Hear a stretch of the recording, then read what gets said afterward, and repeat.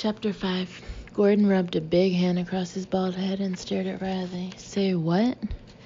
My memory of the last 3 weeks resembles Swiss cheese. Lots and lots of holes. The other part? Oh, that. I woke up this afternoon with dried blood all over me. Human blood? Dunno yet. Probably hear from Quantico tomorrow. And you can't remember how you got blood all over you? One of the holes, yeah, and it's really bothering me, especially since we have this tortured and mangled body, which was apparently tortured and mangled in about the right time frame. I can see how that'd be a worry, he agreed. They stared at each other, Gordon leaning back against the side of his boat and Riley sitting on the bench across from him. The boat was tied up at the dock behind the small house Gordon owned on the mainland side of Opal Island. He kept himself busy as well as made extra money taking fishing parties out onto the Atlantic. Not that I think for 1 minute that you're capable of doing that to somebody for no good reason, he said. Fairly appreciative of the qualifier, she said, but what if I had a good reason? Out of the war zone, he shook his head. Nah, not your style. You might get pissed and come out swinging, but nothing more, not back here in the world.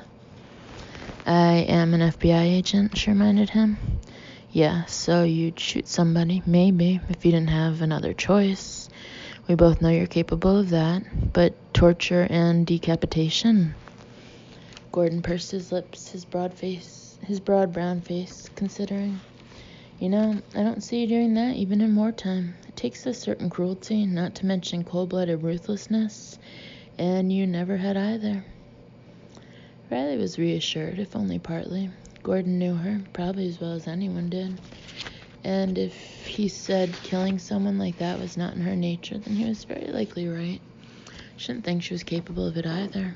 But, okay, so if I didn't do that to the guy, then why did I wake up covered in blood? You don't know it was his blood. But what if?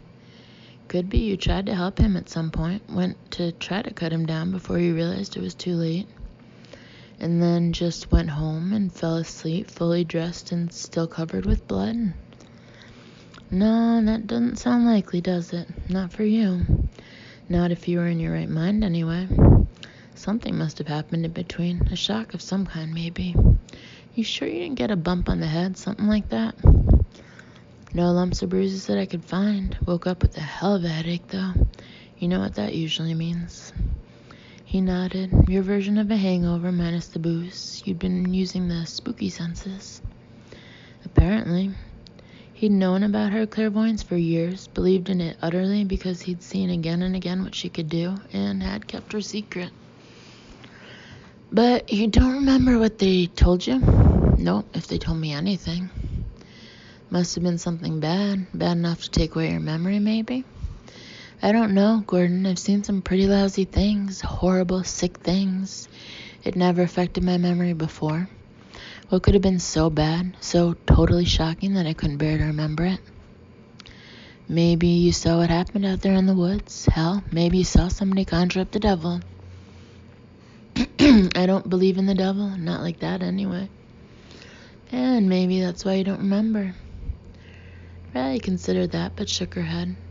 In addition to some lousy things, I've also seen some incredibly weird things, especially in the last few years. Off-the-chart scary things. I don't believe any occult ritual would actually conjure a flesh and blood devil complete with horns and a pitchfork. But I don't know that I'd be all that shocked if it happened right in front of me. Gordon grinned. Come to think of it, you probably just wonder how they managed to get the guy in the rubber suit so fast. Probably. It is mostly smoke and mirrors, you know, the seemingly supernatural occult stuff, usually. So you've told me. Okay, so you saw the murder out there and something about it caused the amnesia. That's the most likely explanation, right? She had to agree. Yeah, I guess. Which makes it imperative for me to recover those memories ASAP. Think the killer might know you saw something? I think I have to assume that until I have proof to the contrary. And finding that proof is not going to be a lot of fun since I don't have a clue who the killer might be. Worse yet, the spooky senses seem to be out of commission, at least for the moment. No shit. Riley shook her head. No shit. I should have been able to tap into something at the crime scene. That sort of situation with everybody tense and upset is always where I'm strongest.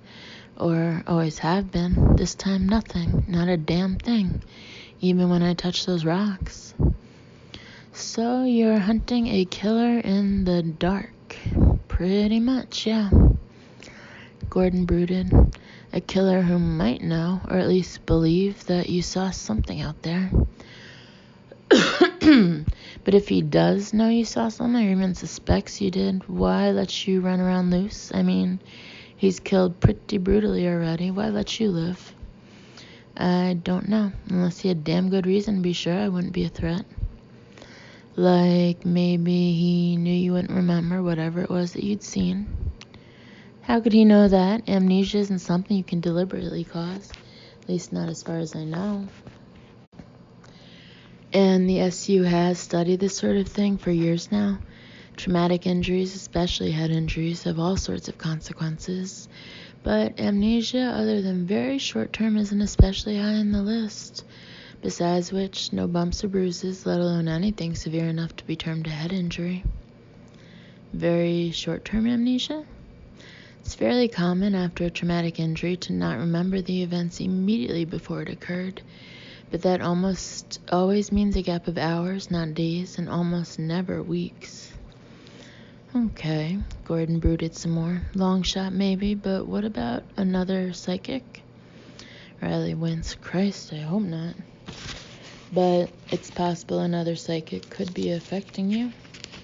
Just about anything is possible, you know that as well as I do. Another psychic might have picked up on the amnesia or even known about it in advance.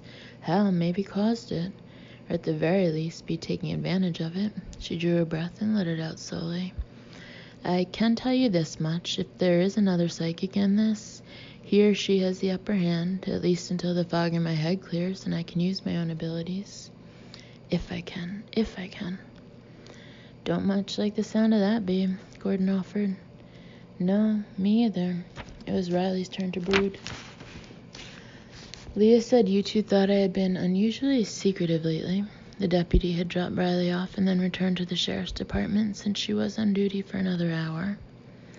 Well, more than I liked. It was me brought you down here after all. I've been feeling responsible. Don't. He rolled his eyes, a characteristic gesture Leah had probably picked up from him. Yeah. I mean it, and by the way, I haven't told Leah about the memory loss. I trust her, it's just... I know what it's just, he responded, and he did know. Fellow soldiers understood the need to guard vulnerabilities in a way few civilians ever could. I'll keep the secret if you want, but I think she can probably help, especially if... Riley eyed him, seeing in that suddenly impassive face a lot more than most would have seen. Especially if I don't remember my obviously hot social life these last weeks, she finished. So you don't, huh? Not much of it, no. I gather I dated Jake Ballard, at least for a while, and that I'm currently involved with Ash. Ash what, by the way? I haven't heard his surname used. The very question struck her as almost comical. Almost. Gordon's brows climbed into his non-existent hairline. Prescott. Ash Prescott, District Attorney for Hazard County. Jesus, what was I thinking? One of the things you didn't share, Gordon informed her politely. Mind you, I wasn't surprised when Jake talked you into going out with him. He's got the knack. Far as I could tell, though, it was just a couple of dates, and then you met Ash. You and him surprised me. Why? Because of me or because of him? Gordon gave the question serious consideration. Well, it's not what I call normal for you to bed down with a man you've known no more than a few days. Riley winced. That fast. Christ, we weren't subtle about it, I gather. Subtle? He laughed. In case you didn't see it today, the man usually drives a Hummer, Riley, a bright yellow one. Pretty damn obvious, parked outside your place overnight. And people on this island do love to talk. Great, she sighed, debated briefly, and decided not to ask Gordon if he was privy to any more particulars of the intimate nature of her relationship with Ash Prescott. That was something she'd need to find out for herself. Instead, she said, but he surprised you? Getting involved with you so fast? Yep. Why? Hard to say exactly. He's not a man to let much show, but I wouldn't have said he was all that susceptible to a pretty woman, especially living in a beach community with plenty of flesh on parade most of the time. I mean, you're a fox, any man with eyes can see that, and hot as hell when you put your mind to it, but I doubt that was it. Riley ignored the blunt assessment of her charms, which she had heard before from Gordon and other army buddies, to ask, did I do that? Put my mind to it? She had to ask, in light of all the sexy underwear she discovered among her clothing. I saw you a few times dressed up a bit more than usual, but like I said, I don't think it was looks that got to him. And I'd say he was the one went after what he wanted. Didn't need any encouragement at all, as far as I could tell. And he has the rep for getting what he wants. Still, I've only lived here a couple of years, but I can't remember Ash ever getting involved with a summer visitor before. So visibly, anyway. Maybe he was in the mood for a fling. Gordon shook his head. If you was to ask me, I'd say he wasn't the type for a fling. Neither are you, if I have to remind you. Well, apparently that's what I'm doing, she muttered, flinging, with a man whose last name I couldn't remember. Gordon pursed his lips in another characteristic gesture. You didn't remember him or Jake, huh? No. At least, I had a flash of memory after Ash joined us at the crime scene. But do I remember meeting him or Jake, dating them? No. There are faces in my mind, but neither of theirs showed up until they did. And you don't remember anything you might have found out investigating the situation here? I don't remember the situation, or at least I'm having to piece together what I did know. That is definitely not good. Tell me about it, she sighed, then straightened and added, and I mean that, Gordon. Tell me about it all, everything, starting with why you called me down here, what's been happening here, and what I've told you since I got here. Filling in the pieces, hoping something will wake up your memory. I'm counting on it, because Bishop will expect a report every day, and if I can't convince him I've got a grip on things here, he'll pull me by Friday. Maybe sooner, considering there's been a murder now.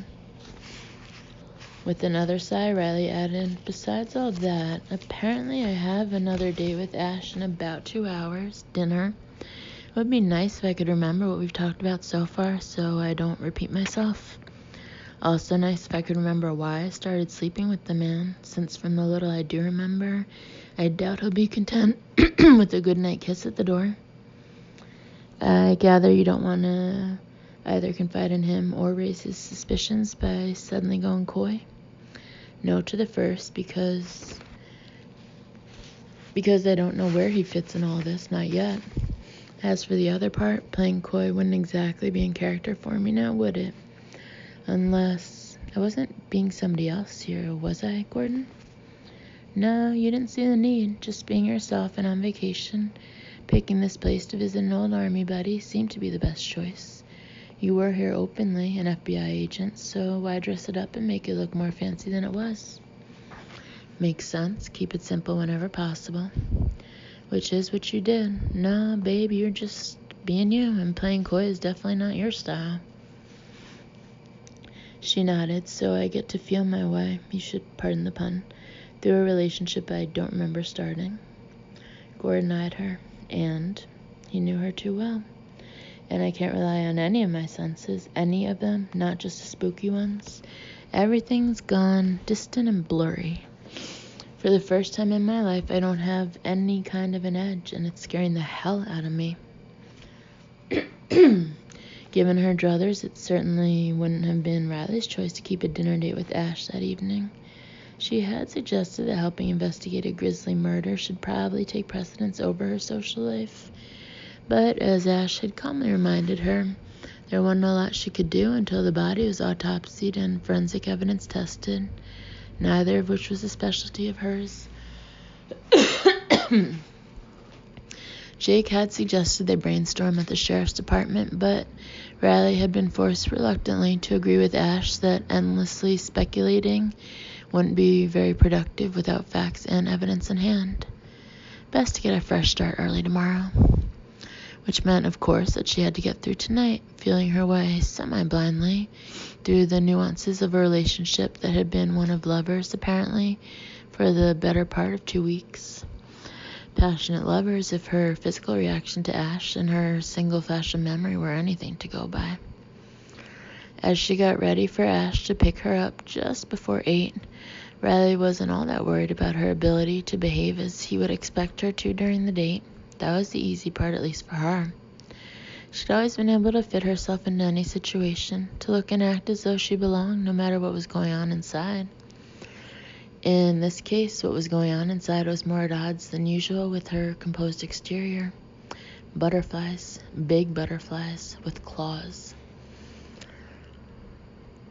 The entire situation made her profoundly uneasy because it really wasn't in character for her to get personally involved with anyone in the course of an investigation, far less tumble into bed with the man when she hadn't had time, surely, to judge his character.